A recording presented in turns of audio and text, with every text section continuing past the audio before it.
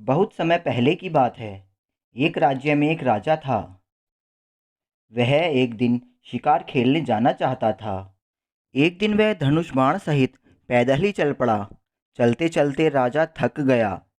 अतः वह बीच रास्ते में ही एक विशाल पेड़ के नीचे बैठ गया। राजा अपने धनुष बाण बगल में रखकर चद्दर ओढ़कर सो गया। थोड़ी देर में उसे गहरी नींद लग गई। उसी पेड़ की खाली डाली पर एक कौवा बैठा था। उसने नीचे सोए हुए राजा पर बीट कर दी। बीट से राजा की चादर गंदी हो गई। राजा खर्राटे ले रहा था। उसे पता नहीं चला उसकी चादर खराब हो गई है। कुछ समय के पश्चात कौवा वहां से उड़कर चला गया और थोड़ी ही देर में एक हंस उड़ता हुआ आया। हंस उसी डाली पर और उसी जगह पर बैठा जहां पहले वह कौवा बैठा हुआ था। अब अचानक राजा की नींद खुली। उठते ही जब उसने अपनी चादर देखी तो वह बीट से गंदी हो चुकी थी।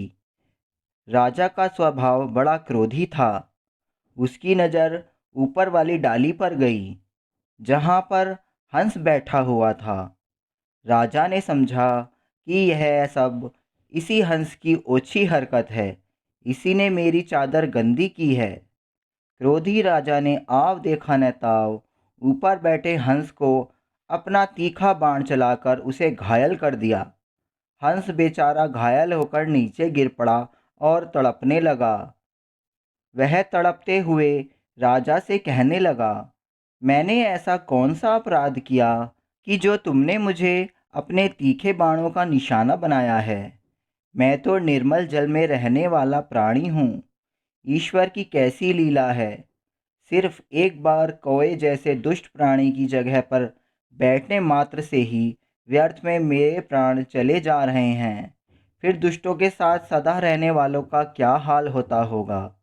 हंस ने प्राण छोड़ने से पूर्व कहा, हे राजन, दुष्टों की संगति नहीं करना, क्योंकि उनकी संगति का फल भी ऐसा ही होता है।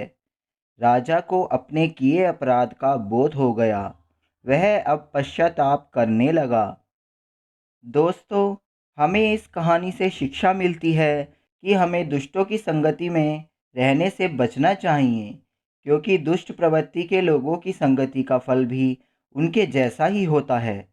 साथ ही हमें किसी भी काम को करने से पहले अच्छे से सोच समझ लेना चाहिए। बिना सोचे विचारे कुछ भी काम नहीं करना चाहिए।